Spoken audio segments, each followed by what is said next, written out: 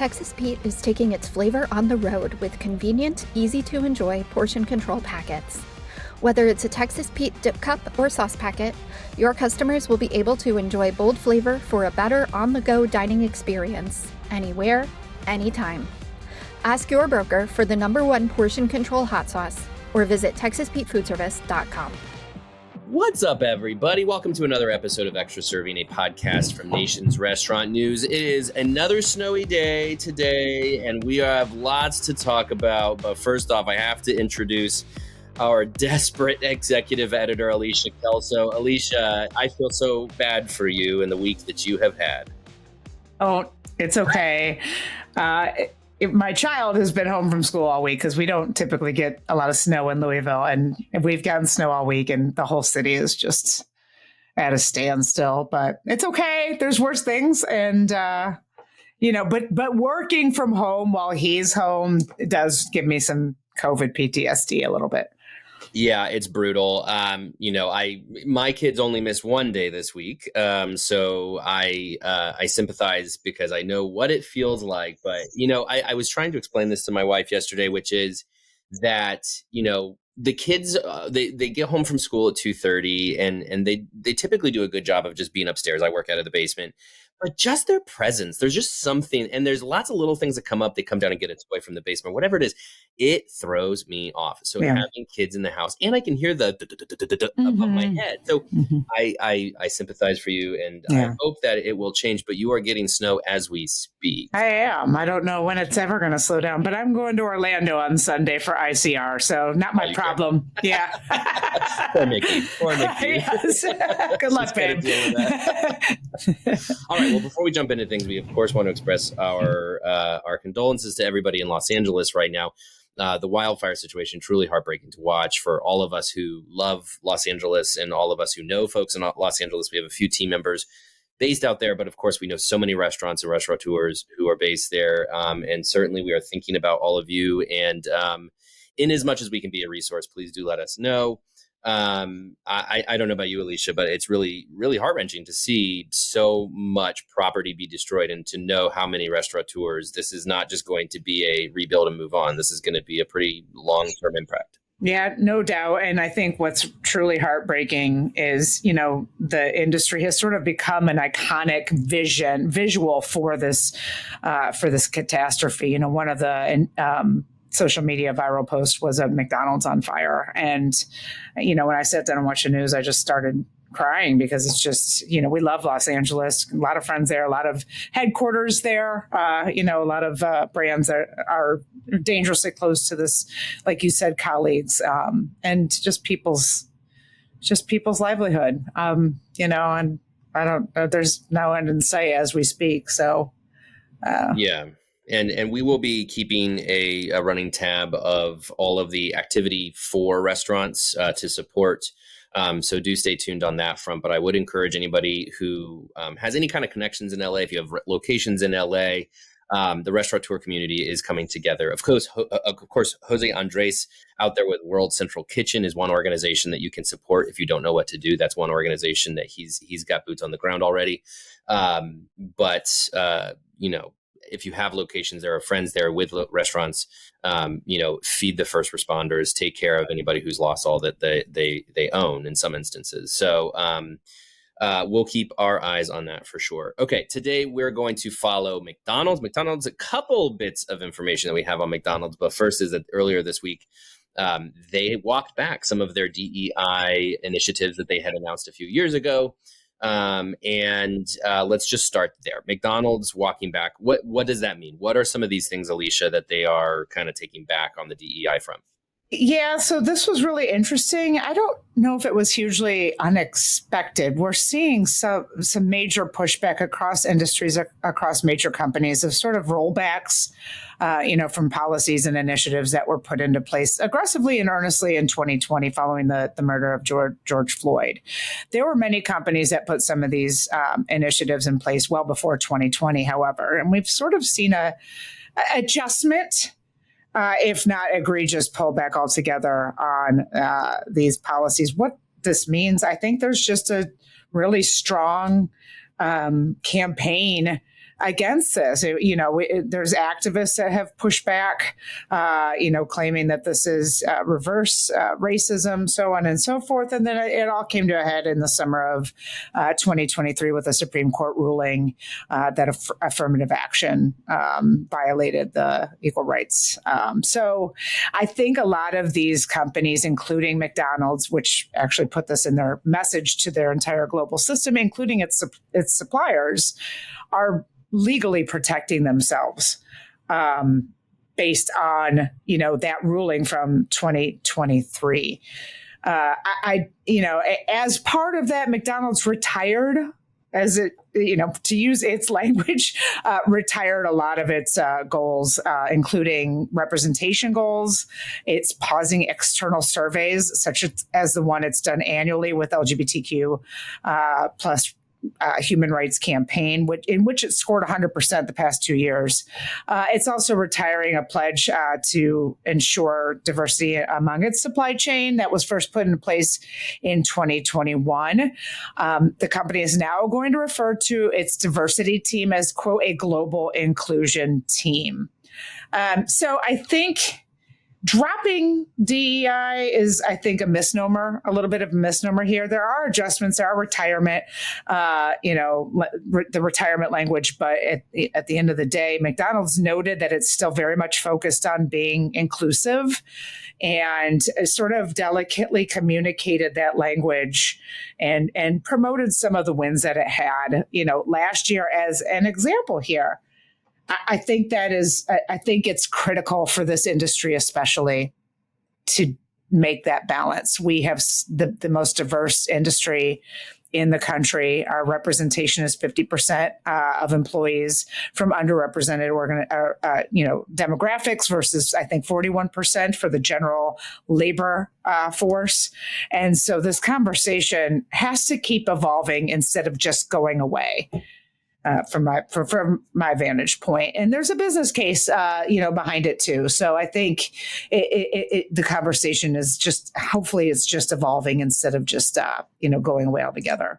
Yeah, I totally agree with you. Look, I don't envy the position that a lot of companies are in this day and age with taking stances or being pressured to take stances on socially charged issues, because you can see, as has had with some companies, that they get blowback from one side or the other. This is just the climate we live in, that the left and the right both have strong opinions on things. And when companies try to wade into any of these, they are going to get pushback. And so I recognize that what McDonald's is doing here is, to your point, trying to legally protect themselves after the affirmative action ruling and trying to make some distinctions on what are official policies and what are just pure company goals. And I think I just want to echo what you said, Alicia, which is the need for restaurants to maintain accountability when it comes to diversity, equity, and inclusion. Because regardless of whether this is a formal policy or not, you must recognize that this is a diverse industry. However, the diversity is woefully fall short at the corporate executive level. And to that point, Alicia, I wanted to ask you, because you spoke recently with the new leader of the Multicultural Food Service and Hospitality Alliance, which is an organization that is striving to see more diversity in the industry. Can you tell me a little bit about that? Sure. Erica Cosby-Carr came on board as the new leader of the MFHA in August, and she replaced Jerry Fernandez, who founded the organization about 30 years ago. So there's big shoes to fill.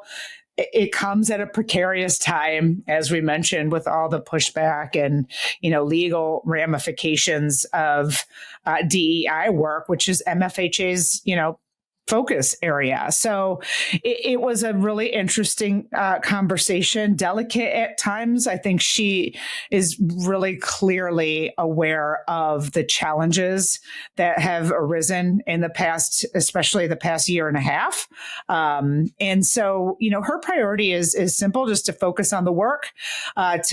She has embarked upon a deep listening tour with her, with the MFHA's partnership organizations and companies, of which there are many, including McDonald's, and just trying to understand what leaders want to ensure that representation and that leadership pipeline that does reflect, as we talked about, the disparity in diversity versus the general employment force.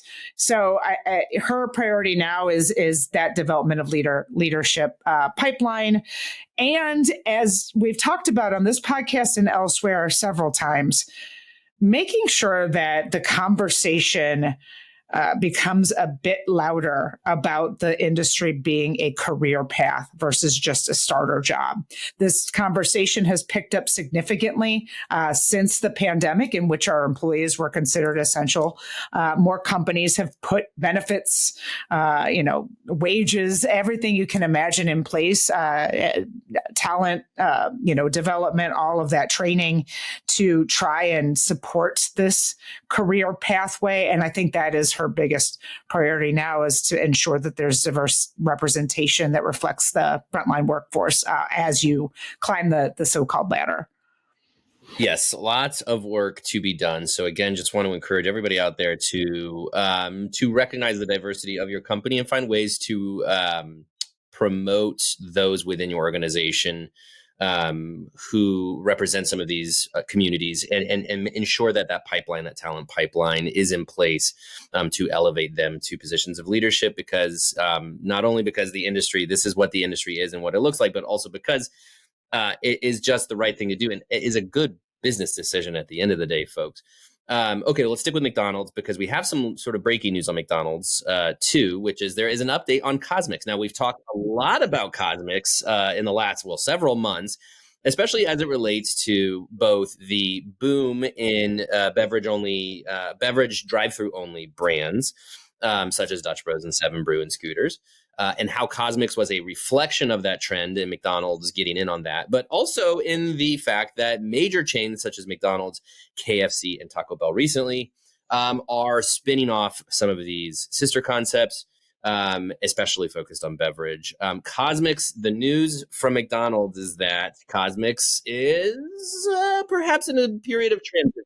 Alicia, what is the news that you got? I was waiting to see what you were going to say. They provided a pretty brief but significant update on their website either yesterday afternoon or Friday about the state of Cosmics, if you will. So Cosmics first opened in December 2023 outside of Texas. Throughout 2024, there were 6 other Cosmics that opened in Texas.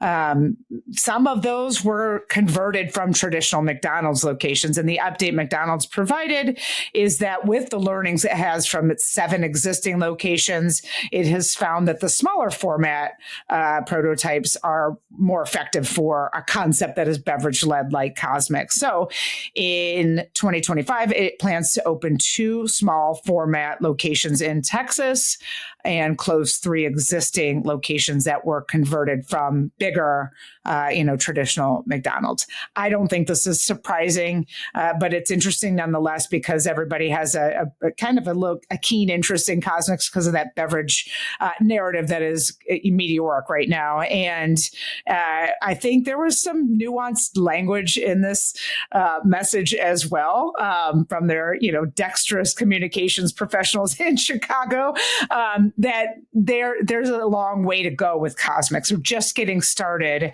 and there's more growth ahead. So this could be, the 2 opening in smaller formats and 3 closing in bigger formats might not be the only development news for this concept in 2025. And certainly it won't be beyond 2025.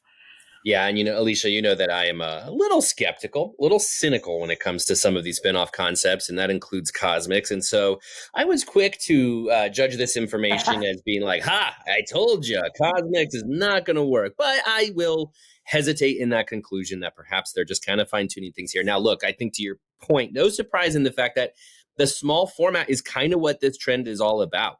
It's all about that quick get in, get out, grab your beverage. That's what Dutch Bros and Seven Brew are thriving on. And when you convert an old McDonald's, not only do you have this big box that's just like, well, why isn't this just McDonald's? But you also have all these other customers who are like, hey, that was a McDonald's. So what is it now? I don't understand this. And so I think there's just a learning curve here for everybody. Okay, we talked about KFC. Recently, we mentioned their Saucy, new Saucy concept, which, Alicia, you are going to go check out in a few days. I hope so. I'll be in Orlando, so I fully plan to take advantage of that. I can't wait for you to Uber accessibility permitting. Well, stay tuned for that. Next week, we should have an account, Alicia's account on what to make of Saucy. But KFC, not only in the new concept business, they are also planning a new turnaround, which feels like I might have gotten that information last year. I might have gotten that information 3 years ago. I don't know.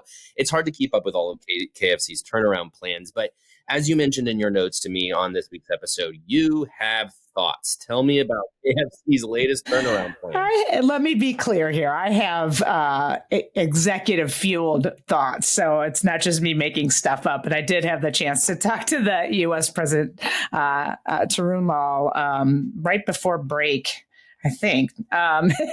And, one of about Saucy was the impetus behind our conversation. But he did go into some detail, briefly, but some detail about the quote transformation plan that is underway at KFC. And it was a little bit of a relief, personally. I know I'm not supposed to have huge opinions here, but of course I live in Louisville. And, 2024 was a tough year, and that is putting it politely for KFC. They had 3 consecutive quarters. We're going to report the 4th one in February of same-store sales declines. And I'm talking not minimal negatives. We're down 5%, 7%, and 5% sequentially. System sales were also down. They had a franchisee abruptly close 24 locations, and their largest franchisee, KPB Foods, had to lay off about 10% of their corporate workforce. So tough again, is probably putting it mildly. But this transformation plan is well underway. It includes and is perhaps led by a new prototype that the company opened in late-ish 2024 in Orlando. About 16 locations are calling it KFC Original. It essentially includes new decor, upgraded kitchen technology and kiosks, new uniforms, digital menu boards, and a quote streamlined menu. So far, these new restaurants in Orlando are yielding 30% faster speed of service, 60% improvement in accuracy, and over 40% improvement in guest satisfaction scores. Armed with that improvement and those higher scores, the company is now planning to convert 6 existing KFCs into this new prototype in Dallas in February. So this transformation plan includes and is perhaps, again, led by this new prototype that is yielding some really positive glimpses for the company that I think is probably in need of it. KFC is also leveraging Yum's technology, which we've reported on extensively at NRN. Some of that includes proprietary point of sale system, inventory management system, and what it calls a super app to sort of streamline its labor model and make it more efficient. Lal also talked about prioritizing unit economics this year, which he didn't go into a deep detail about that. I was craving a little bit more information and asked, but without providing too much specifics from my vantage point, I think this has to be the priority here, because if you look at KFC's average unit volumes, it hasn't really budged much in 10 years. We're at about 1.3 million compared to 1.8 for Popeyes, 2.2 for Bojangles, and of course, close to 9 for Chick-fil-A. So I think if KFC really wants to have a transformation plan or a turnaround or whatever it wants to call it, unit economics have got to be priority number one. And perhaps this prototype with an efficient menu, with more efficiencies on the tech side is the way to do that. I don't think it's going to be quick, but I think that the ball is probably rolling here. Yeah, I mean, it's 2 things here, right? Which is, the first is that unit economics, which can be improved by finding those efficiencies. Alicia, you and I have talked a lot lately about leveraging technology and other operational innovations to improve the box for your employee, make things more efficient for the employee. because you can find those efficiencies that improve the unit economics. Find that on the back end with your employees and in the back of house, that will help you on the unit economic standpoint. But obviously, this is also a consumer issue. KFC has lacked excitement for a long time, and their lunch is getting eaten by a rising crop of very exciting brands. So of course that includes Raising Cane's, to an extent Chick-fil-A. I mean, of course Chick-fil-A is eating everybody's lunch, but it's, that's a whole other ball game as far as how Chick-fil-A is able to pull that off, I think. But when you have a Raising Cane's or you have a Dave's Hot Chicken, you have some of these brands opening all over the country and seizing that momentum in the chicken category. KFC struggles to get that excitement. They struggle to be an option for customers when they have so many other options that are just more appealing. And so I think for the sake of this new prototype, it's going to have to be through technology, through a simpler, more efficient menu. It's going to have to be more exciting to the customer and give them a reason to want to come back, because mostly customers have all been to a KFC. Everybody knows what they're getting into with a KFC. I think they just need a reason to come back because their business has gone elsewhere. And so if these new prototypes can do that, give a clean, appealing environment with technology kind of leading the way, and these guest sentiment scores that you're talking about being way up, that's a good start. That's a good indication, because your guests have to be there has to be appeal on their side so that they have reason to come back over and over again, so that they can jumpstart that momentum for the KFC brand. Yeah, I want to note and add real quickly, he also mentioned that Saucy is part of this transformation plan. And when I talked to them about Saucy, there are plans to iterate and grow this concept, even though it's brand new in Orlando and there's no metrics probably to be had quite yet. The company is very bullish on growing this. And that's new news that I think the brand is probably in need of. You talked about other concepts sort of running circles around KFC, and chief among them is Raising Cane's. And so with Saucy as a sauce, focused chicken tenders concept, I don't know. But again, slow going here. They're not just going to open, dozens of Saucies and turn things around. This has to be a very thoughtful situation. For sure. Okay, Alicia, here in just a second, we're going to talk about some merger and acquisition news that has, M&A activity is really ramped up already in 2025. In the first 10 days, you predicted this would happen, and we're going to get into that. But before, I do want to briefly touch on a lot of executive transitions that have happened already in the wee days of 2025. To name just a few, Panera's CEO, Jose Alberto Deñas, stepped down to be replaced on an interim basis by Paul Carbone. That we have a new president at Outback in Pat Hafner, new president at White Castle in Anthony Joseph, not a member of the Ingram family, which I think makes that distinct. 4 promotions at Krispy Kreme. Is there anything to read in the tea leaves here, Alicia? There's a lot going on, a lot of executive shakeups. Of course, Panera, I think so far the biggest one, especially considering that's the third CEO at Panera in, I believe, 18 months. Mm-hmm. What should we make of all of these changes? Well, it's the new year. I don't think the timing is unusual. There's always executive changes at the end of the year and the beginning of the year, and that's just how the cycle in this industry goes. And this industry turnover, I think, is 3 to 5 years for CEOs and CMOs because it's pretty tough. But, as you mentioned, that the Panera thing is certainly notable to go through 3 leadership changes in less than 2 years. That reeks of TGI Fridays to me. Obviously Panera is in better shape than TGI Fridays, but this is a company that was planning on going public and has had an awful lot of board changes and executive level changes and menu changes, a dizzying amount of changes. We could have a whole podcast about it. But when you go through leaders like this, that's when it's hard to gain any sort of traction. So, we talked about will there be IPOs in 2025, and we all kind of agree that will pick up because 2024 was basically silent. I don't know that Panera is going to be in that conversation anymore. They're just undergoing so many changes, and you can't gain footing with that. Like you mentioned as well, White Castle is notable. I never thought I'd say, I lived in Columbus, as you know, actually a few blocks from the White Castle headquarters in the short north. And I never thought I'd see the day where they would have a non-family member running the ship. But Anthony Joseph has been with the company since 2016. So, cool.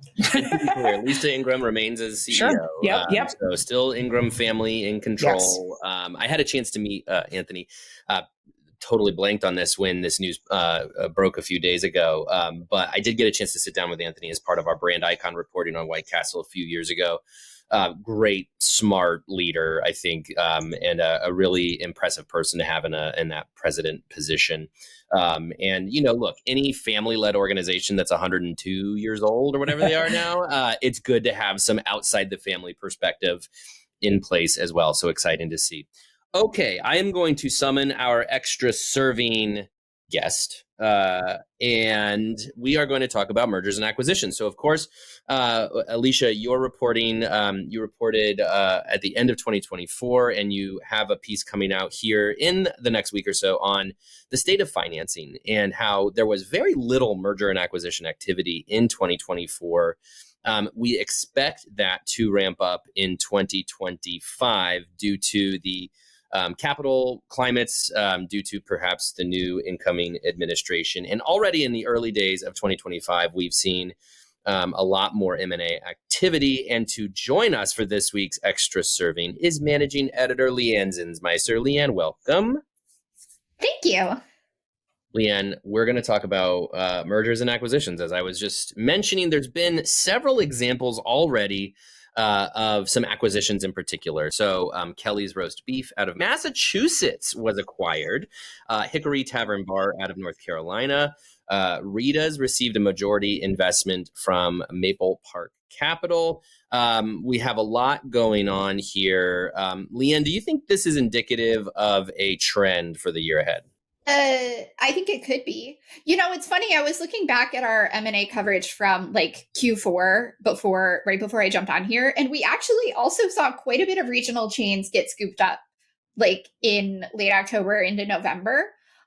So I definitely think this is a continuation of that trend. I know that the firms that focus on emerging chains are feeling particularly optimistic. Alicia, you just read about that for our January issue. That article is now online as well. But I definitely think it bodes well for these emerging regional chains.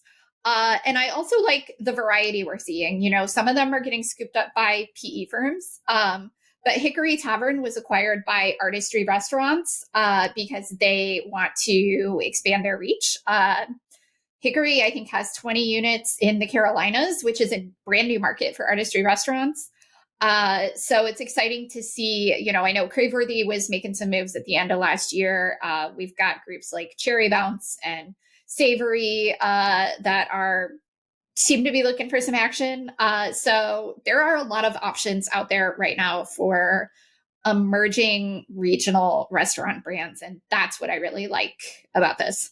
Yeah, and just to emphasize that regional point, I mean, because again, to your point, these brands, and when we say regional, of course, confined mostly to, a smaller part of the country. These are not national chains. These are smaller emerging brands in distinct parts of the country. It seems obvious, but why do you think these regional chains are the ones that are getting scooped up? It seems like based on their scale alone, these are maybe low-hanging fruit for any organization that's looking to grow, right, Leigh Anne? Sure. Yeah. I mean, so first of all, you can easily grow a restaurant company just by scooping up a smaller chain. But these chains have a lot of potential right now. People want to eat at like regional chains that focus on their regional cuisines. Maybe these regional chains are also tend to be really involved in their communities.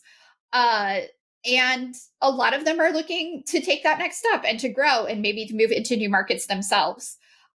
So I think not only do these groups and PE firms have a lot of resources that the chains can use, but the chains can also teach their fellow chains in a group about connecting with community and growing within one market specifically. Absolutely. Alicia, I want to get your take on this. Obviously, you wrote that story. You have this outlook for 2025, which is the take here is optimism, that folks are optimistic for 2025 and what might lie ahead for financing in general. That seems to indicate that, if capital markets have loosened up a little bit, if financing is a little bit more available, investors are coming off the sidelines, then mergers and acquisitions naturally would be a part of that optimism and ramping up in that regard. What do you think for 2025? Why do you think that optimism is here? I think I would preface this with conservative optimism. I think that this is sort of a year of necessary stabilization. I think 2024, as we've mentioned several times prior to this podcast, was unexpectedly worse than many of us, if not all of us, predicted. Bumpier for sure. As Leigh Anne mentioned, we did see a lot of silver linings in, pick up in the end, toward the end of 2024 and continue, until now. We're going to deal with some weather issues, of course, but with interest rates coming down a little bit, the market conditions are getting a little bit better. I don't think that we're going to come out of the gate hot, just because the calendar flipped. But I do think we're going to pick up, especially toward the latter part of the year and into 2026. To Leigh Anne's point, to sort of piggyback off that, the regional concepts, I think, have a lot of potential right now because we're seeing a lot of older legacy brands struggle and close. And so this natural cycle of churn in the industry is presenting an opportunity for regionals to sort of take over some of the white space that has been voided by some of these bankruptcies and major closures. It's, this healthy ebb and flow that the industry tends to go through every few years now. Also M&A, I think it's important to note that a lot of deals were made 5 years ago, and that tends to be the sweet spot for exits. So gosh, we're coming on 5 years from the pandemic now when, and then 2019 when capital was really cheap and a lot of deals were made. And so we're going to look at a 5-year exit plan here. And I think that's going to yield a lot of M&A. What I think is really interesting is, will the bigger guys sort of follow suit? From the regional guys, we saw two major M&As last year in Subway and Jersey Mike's. I'm curious to see if we'll have more, including outside of PE. Will Darden, for example, add more? Will Yum collect more? I think as the market conditions continue to improve, and even ramp up toward the end of this year, which I don't even want to talk about yet. I think we could see more, from that perspective as well.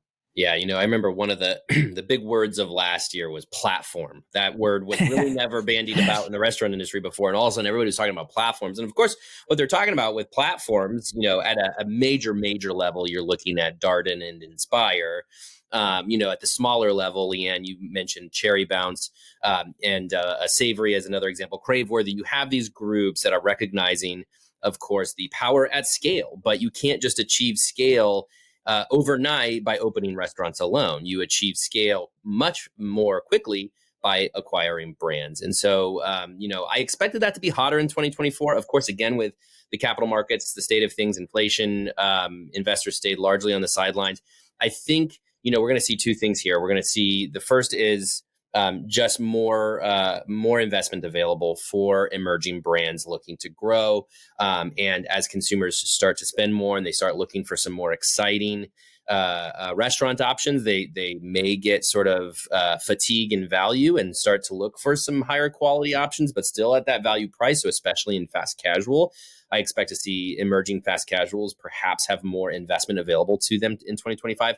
But I suspect maybe we do see more of these platforms, and Artistry acquiring Hickory Tavern, I think a good example of a group that says we want to grow, but we don't have the capital available to start building restaurants, but we can acquire another brand and overnight transform our organizations and achieve scale. So very exciting to watch. Before we sign off, we of course have to do our lightning round. And based on that, My question for the two of you is favorite regional chain that you can only find in your city or region. Leigh Anne, we will start with you. And Leigh Anne, this is not fair. You live in New York City, so you could don't give me that eye roll. What is one of your favorites? Regional chain, New York City, go. La Pecora Bianca is a casual dining Italian chain that I think is only in New York, although I feel like someone's going to say there's one in like DC or somewhere possibly. That counts as regional. That's mid-Atlantic or something, right?